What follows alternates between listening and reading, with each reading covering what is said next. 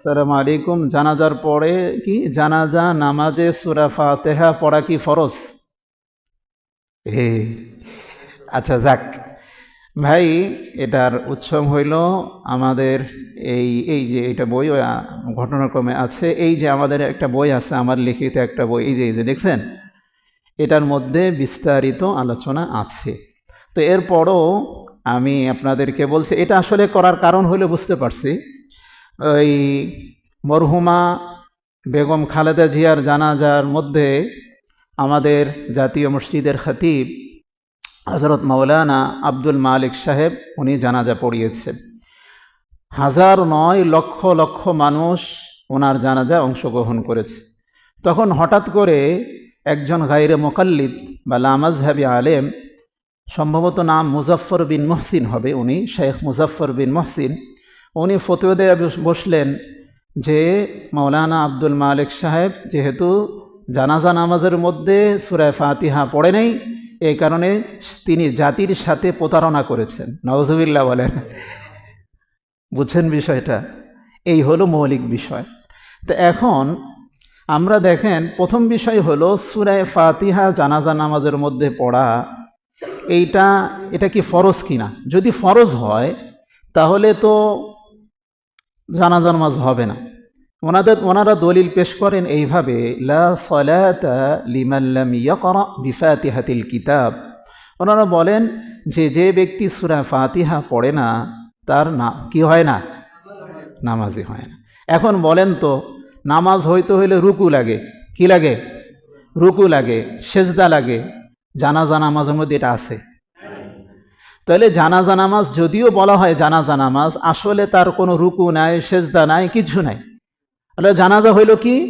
আর জানাজা তো হুয়া দোয়া। জানাজা মানে কি রে ভাই? জানাজা মানে দোয়া। তাইলে ওই মুজাফফর বিন মহসিন সাহেব হাফিজাহুল্লাহ তাআলা যেই একটা কি বললেন, একটা ফতোয়া উনি পেশ করলেন এবং বললেন আব্দুল মালিক সাহেব নাকি পুরা জাতির সাথে প্রতারণা করেছেন। আসলে কি তাই? আসলে আমরা দেখব। আসলে এই বিষয়টা এখানে আছে, নিয়ে নিচ্ছি যে সালাতে জানাজার মধ্যে সূরা ফাতিহা পড়া কি ফরজ? না, ফরজও না, সুন্নতও না। কি না ভাই? সুন্নতও না, জায়েজ। কি ভাই? জায়েজ। কি ভাই বলেন তো? জায়েজ। তা দোয়া হিসাবে। কি হিসাবে? দোয়া হিসাবে। কেননা সূরা ফাতিহার মতো উত্তম দোয়া আর নাই। সূরা ফাতিহার অনেকগুলো নাম আছে, এর মধ্যে একটা নাম হলো সূরাতুদ দোয়া। কি ভাই? সূরাতুদ দোয়া। তাইলে সূরা ফাতিহাকে দোয়া হিসাবে পড়া জানাজা নামাজের মধ্যে যাবে, এটা ফরজ নয়, এটা ওয়াজিব নয়, এটা সুন্নত মুআক্কাদা নয়। বলে দলিল হলো বুখারী শরীফের 1 নম্বর খণ্ডের 178 নম্বর পৃষ্ঠার মধ্যে হযরত আব্দুল্লাহ ইবনে আব্বাস রাদিয়াল্লাহু আনহু ওনার ব্যক্তিগত কথা উনি বলেছেন, হাযা হুয়া সুন্নাতুন, মানে সূরা ফাতিহা পড়া জায়েজ। সূরা ফাতিহা পড়া কি রে ভাই? জায়েজ। এই হলো ইবনে আব্বাস রাদিয়াল্লাহু আনহুর কথা, ওনার একজন সাহাবীরই কথা। বাকি রইল অধিকাংশ সাহাবী, যেমন মনে করেন হযরত ওমর রাদিয়াল্লাহু আনহু। কিরাম ভাই? হযরত ওমর ইবনুল খাত্তাব রাদিয়াল্লাহু আনহু, এরপর হযরত আলী রাদিয়াল্লাহু আনহু, হযরত আব্দুল্লাহ ইবনে মাসউদ রাদিয়াল্লাহু আনহু, হযরত আব্দুল্লাহ ইবনে উমর রাদিয়াল্লাহু আনহু, হযরত আবু হুরায়রা রাদিয়াল্লাহু আনহু, হযরত উবাদা ইবনে সাবিত রাদিয়াল্লাহু আনহুম আজমাইন। ওনারা কেউই কি করতেন না? সূরা জানাজা নামাজের মধ্যে সূরা ফাতিহা পড়তেন না। এবার একটা হাদিস শুনেন, আবু দাউদ শরীফের হাদিস, খণ্ড নম্বর 2, পৃষ্ঠা নম্বর 4, 5, 6। এই পৃষ্ঠায় হযরত আবু হুরায়রা রাদিয়াল্লাহু আনহু বলেন, সামি'তু রাসূলুল্লাহ সাল্লাল্লাহু আলাইহি ওয়াসাল্লাম ইয়াকুল, ইযা সাল্লাইতুম আলাল মাইয়িত ফাআখলিসু লাহু দুআ। হযরত আবু হুরায়রা বলেন, যখন আমি আল্লাহ রাসূল সাল্লাল্লাহু আলাইহি ওয়াসাল্লামকে বলতে শুনেছি, যখন কোনো ব্যক্তি জানাজা নামাজ পড়বে তখন তার জন্য একনিষ্ঠভাবে যেন দোয়া করে। একনিষ্ঠভাবে কি করে? দোয়া করে। এখন এবার দেখেন সাহাবায়ে কেরাম কি বলেছেন। হযরত আব্দুল্লাহ ইবনে মাসউদ উনি বলেন, দেখো এই যে ওয়ালাম ইউআক্কিদ লানা ফিস সালাতি আলাল মাইয়িত কিরাআতুন, যে আমাদের জন্য আমাদের মনে সাহাবাদের জন্য এই জানাজা নামাজের মধ্যে কোনো কেরাত নির্দিষ্ট করা হয়নি, নির্ধারণ করা হয়নি। হযরত ইবনে ওমর রাদিয়াল্লাহু আনহু কি করতেন, ওনার আমল দেখেন।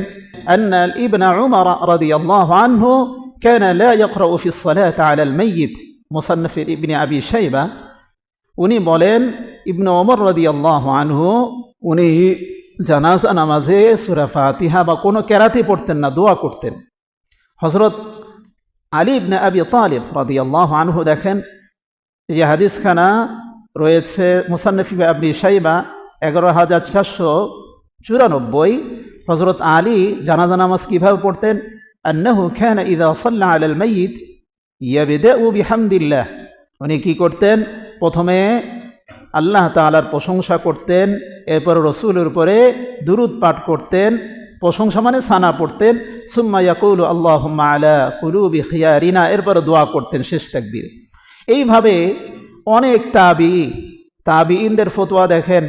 হযরত আতা ইবনে আবি রাবাহ, উনি মক্কার ইমাম ছিলেন, উনি বলেন সাআলতু আতাআন আনিল কিরাআতি আলাল জানাযা ক্বালা মা সামি'না বিহাযা ইল্লা হাদিসা। উনি বলেন, ভাই তুমি এই যে শুনাইলা, ওনাকে জিজ্ঞেস করা হলো, হুজুর এই জানাজা নামাজে কি সূরা ফাতিহা পড়া দরকার আছে? উনি বলেন, আমি তো নতুন শুনছি, আমি তো কখনোই শুনিই নি এই বিষয়টা। তাহলে তাবিঈনরা শুনলো না, সাহাবায়ে কেরাম ওনারা আমল করতেন না, সূরা ফাতিহা পড়তেন না? হ্যাঁ, কিছু সাহাবী, এই যে ইবনে আব্বাসের কথা বললাম, আমল করতেন। এই হিসাবে মাযহাবের মধ্যে ইমাম মালিক রহমতুল্লাহ আলাইহি, ইমাম আবু হানিফা রহমতুল্লাহ আলাইহি সহ আহলে কুফা যারা রয়েছে, ওনারা বলেন জানাজা নামাজের মধ্যে কোনো কেরাত সূরা ফাতিহাও পড়বে না। আর ইমাম শাফি রহমতুল্লাহ আলাইহি বলেন যে কি করতে পারে, জানাজা নামাজে সূরা ফাতিহা পড়তে পারে। সুতরাং জানাজা দোয়া হিসাবে জানাজা নামাজে সূরা ফাতিহা পড়া ওয়াজিব নয়, ফরজ নয়, সুন্নত মুআক্কাদা নয়, জায়েজ। সুতরাং আমাদের ওই ভাই যে ফতোয়াটা দিয়েছেন এটা কোনোভাবেই সঠিক না। আল্লাহু আ'লামু বিস-সাওয়াব। আল্লাহ সুবহানাহু ওয়া তাআলা আমাদের সকলকেই সঠিকটা বুঝার তৌফিক দান করুক। সকলে বলেন আমিন। ওয়া আখির দাওয়ানা আলহামদুলিল্লাহি রাব্বিল আলামিন।